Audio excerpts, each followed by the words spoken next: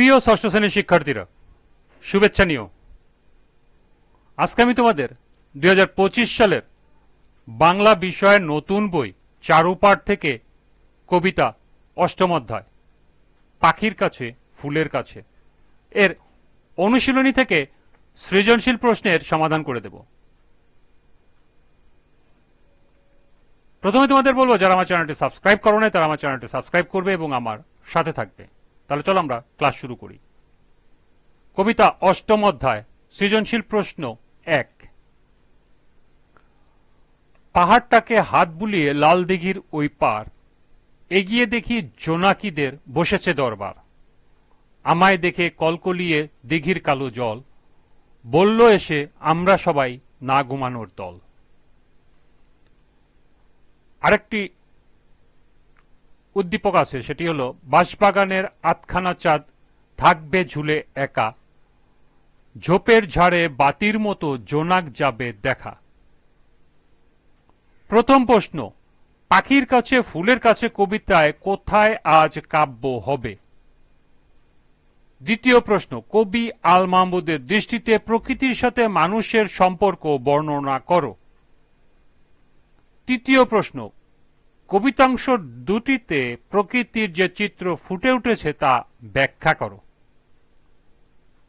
এবং সর্বশেষ প্রশ্ন, কবিতাংশ দুটিতে কবিদ্বয়ের নিসর্গ প্রেম ফুটে উঠেছে। মন্তব্যে পাখির কাছে ফুলের কাছে কবিতাটির আলোকে বিশ্লেষণ করো। তো চলো এখন আমরা এই চারটি প্রশ্নের সমাধান দেখে নিই। প্রথম প্রশ্ন ছিল, পাখির কাছে ফুলের কাছে কবিতায় কোথায় আজ কাব্য হবে? পাখির কাছে ফুলের কাছে কবিতায় রক্ত জবার ঝোপের কাছে আজ কাব্য হবে। দ্বিতীয় প্রশ্নটি ছিল, কবি আল মাহমুদের দৃষ্টিতে প্রকৃতির সাথে মানুষের সম্পর্ক বর্ণনা করো। কবি আল মাহমুদের দৃষ্টিতে প্রকৃতির সাথে মানুষের সম্পর্ক গভীর, প্রকৃতি যেন মানুষের পরম আত্মীয় সখা। পাখির কাছে ফুলের কাছে কবিতায় কবির নিসর্গ প্রেম গভীরভাবে মমতার সঙ্গে ফুটে উঠেছে। তাই আকাশের চাঁদ, পাহাড়, দিঘি, জোনাকি পোকা, নারকেল গাছ, রক্ত জবার ঝোপ, ফুল, পাখি, প্রকৃতির ইত্যাদি বিবিধ উপকরণ মানুষের মনে যেমন সৌন্দর্যের সৃষ্টি করে তেমনি আনন্দের সঞ্চার করে।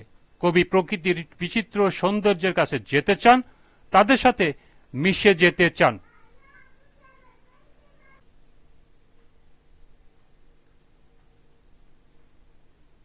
তৃতীয় প্রশ্নটি ছিল, কবিতাংশ দুটিতে প্রকৃতির যে চিত্র ফুটে উঠেছে তা ব্যাখ্যা করো।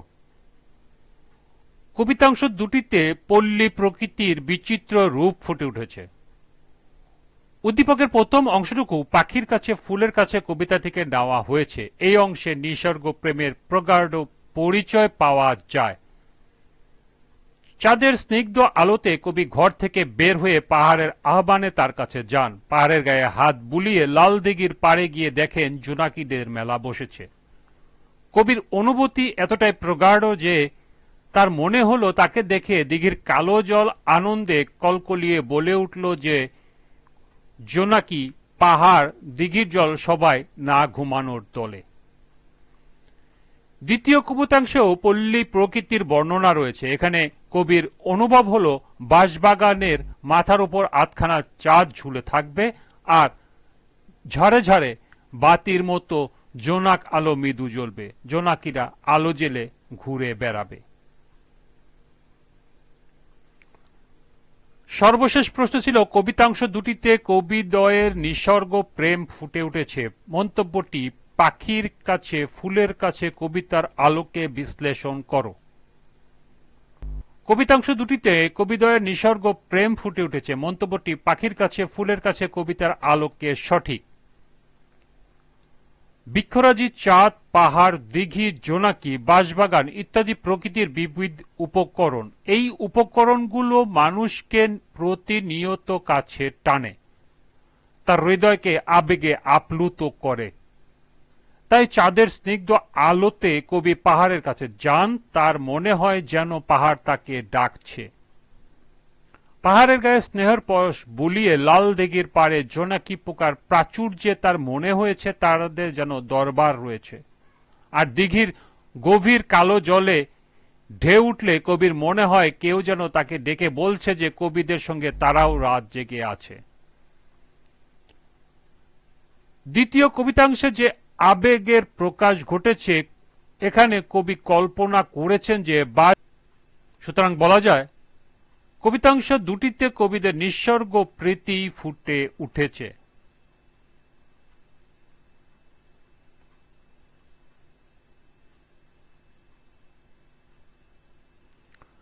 এই ছিল 4টি সৃজনশীল প্রশ্নের সমাধান। আজকের ক্লাসটি এ পর্যন্তই।